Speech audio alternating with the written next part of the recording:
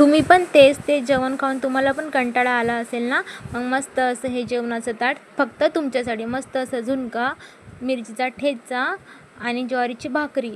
आधी मी कढईमध्ये थोडंसं तेल टाकलं, तिच्यामध्ये जिरे, कढीपत्ता, कांदा चांगला परतून घ्यायचा आणि नंतर तिच्यामध्ये वरतून असं लसूण ठेचून टाकला बारीक करून आणि हळद, थोडंसं मीठ, लाल तिखट त्याला चांगलं असं परतून घेतलं.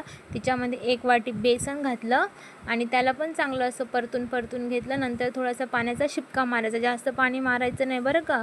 आणि मग नंतर असं मस्त असा आपला हा झुणका तयार झाला. तिच्यामध्ये थोडंसं कोथिंबीर घातला आणि एक साईडला एका पॅनमध्ये 2 टोमॅटो कट करून घेतले. तिच्यामध्ये हिरवी मिरची, लसूण आणि त्याला चांगलं असं तेल टाकून असं भाजून घेतलं मी झाकण वगैरे ठेवून आणि मस्त असं ते झालं होतं. नंतर मग त्याचा आधी मिरचीचा ठेचा करून घेतला, कोथिंबीर वगैरे, मीठ वगैरे टाकून आणि टोमॅटोला पण चांगला ठेचा करून घेतला. थोडंसं तेल टाकून तेलाची चटणी फ्राय करून घेतली. नंतर ज्वारीची भाकरी घेतली करायला, तिला पण चांगलीशी दणदण भाकर थापून घेतली.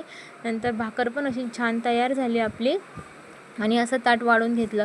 खूप छान झालं होतं हा स्वयंपाक. तुम्ही नक्की एकदा ट्राय करा.